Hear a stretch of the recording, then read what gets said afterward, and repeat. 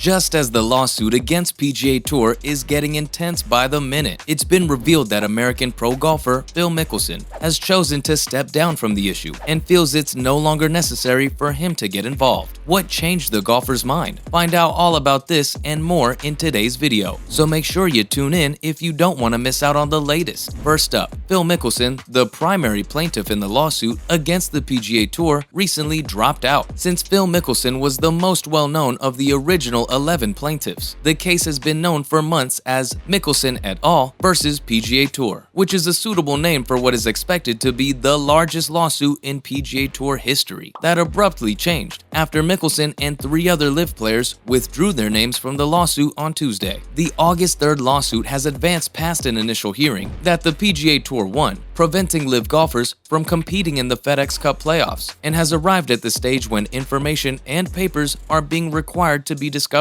Several LIV experts withdrew their participation over the past 8 weeks. Carlos Ortiz, Pat Perez, Abe Answer, and Jason Cochran. Perez explained to SI.com that he didn't really consider leaving when he joined, and that he did it to support their men when asked why he left. On Tuesday, 4 more athletes, including the main plaintiff, Phil Mickelson, withdrew from the lawsuit. Mickelson was working with his own legal team, had been hinting at this for weeks, and this week actually made it happen. "I'm focused on moving forward and extremely happy being a part of LIV, while also grateful for my time on the tour," Mickelson expressed in a statement. "I am pleased that the players on tour are finally being heard, respected, and valued, and are benefiting from the changes recently implemented. With LIV's involvement in these issues, the players' rights will be protected, and I no longer feel it's necessary for me to be a part of the proceedings." Only Bryson DeChambeau, Matt Jones, Peter Uihlein, and LIV Golf remain as plaintiffs in the action, after Ian Poulter, Hudson Swafford, and Talor Gooch withdrew as well. Will the lawsuit continue to be referred to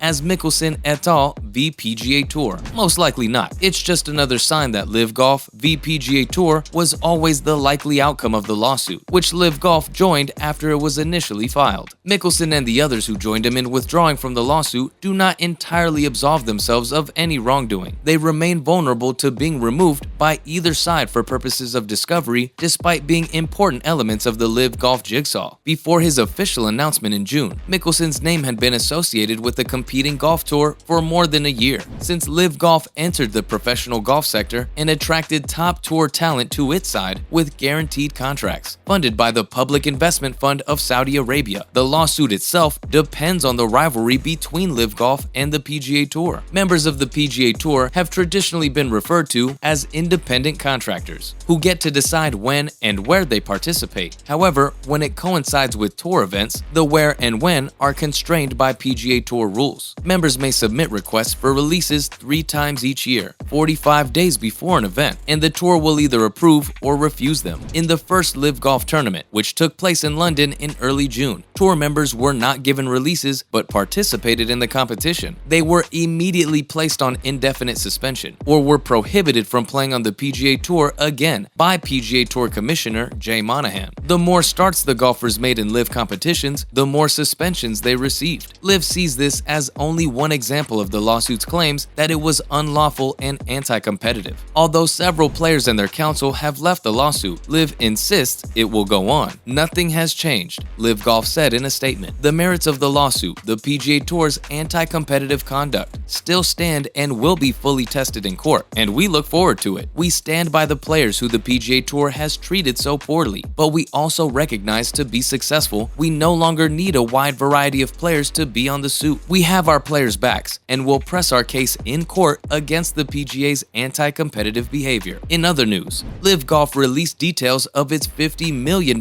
team championship, and here's how it works. When LIV Golf holds its first team championship in Miami at Trump National Doral the following month, team golf as we now know it will be thrown on its head. The new league revealed the rules for its final competition in 2022 on Tuesday, which included buys, singles matches, stroke play, and alternate shots. Even teams choose their rivals rivals. In June, LIV Golf launched its conscientious campaign amid much uncertainty. Since then, it has advanced through the summer to the current stage, when $50 million will be distributed throughout one weekend. 4 teams will receive a first-round bye out of the 12 teams competing in the 7 events, 2 of which are in the upcoming 3 weeks, since they have won the last 4 LIV tournaments. Dustin Johnson's 4 aces are already given a bye. They have 136 points total, which is nearly twice as many as second place. On Friday, October 28th, teams with seeds 5 through 12 will compete in quarterfinal matchups in which all 32 players participate in various ways. In keeping with its reputation for being unique, the competition will let higher-ranked teams choose their opponents for these games, rather than having the 5th-seeded team play the 12th seed automatically. Team captains will compete one-on-one for a single point. Examples of these players include Phil Mickelson and Joaquin Niemann. They will also choose which team's final player will also play a singles match, and which 2 team members will pair up for an alternate shot match. Team championship quarterfinals and semifinals are as follows: captain's singles match, additional singles match, and alternate shot match. There will be no ties or half points awarded in any of those matches. However, the order in which they will be played has not yet been decided. Each game will continue until one man or team has prevailed or fallen. The semifinal round is reached by the club that wins at least 2 of the 3 games. The semifinals will proceed similarly to the quarterfinals, with the exception that the top 4 teams in the regular season points race will now be invited and will choose their opponents, while semifinals often include just 4 teams. This Saturday, October 29th, will have 8 teams across 4 matches. The final round of stroke play, featuring 4 teams, will take place on Sunday, October 30th. It will begin with a shotgun start across 8 holes. As is customary for the LIV, 18 holes of twosome play will be played by the 4 surviving teams, or 16 players, with each shot counting toward their team score. The 4 aces will also have a triple bogey added to their overall score if Pat Perez makes a triple bogey. The last component is what most differs the team events LIV has so far produced. Only 2 of each team's 4 scores have ever counted throughout the first 2 rounds of an event up until this point, despite Patrick Reed and Pat Perez both shot over par. Dustin Johnson and Talor Gooch, for instance, teamed for an 11-under team score for the 4 aces at the LIV Golf Chicago event. The team leaderboard is more volatile in the final round, when a 3rd score is added to the team totals. But all scores will be taken into account during the crucial final round blitz at LIV Golf Miami. The winning team will be the one with the lowest combined score. As was already mentioned, the team championship will have a prize pool of $50 million,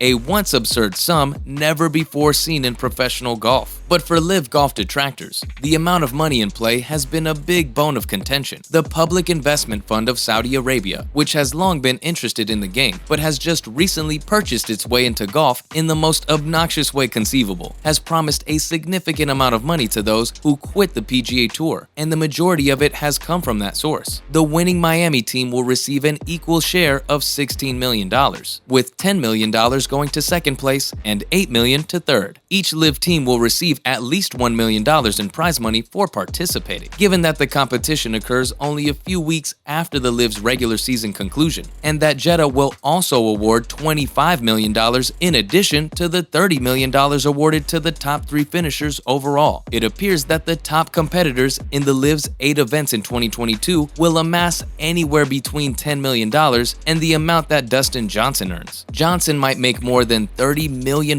in on-course earnings as the best individual performer on what has undoubtedly been the best team, on top of the rumored $125 million he reportedly made by joining LIV in May. And on that note, we're wrapping up today's video about the current events in golf. What do you think about Mickelson's move? Let us know in the comment section below. Before you go, don't forget to leave a like and subscribe to our channel with the notification bell on for more videos like these. We'll see you next time, and thanks for watching.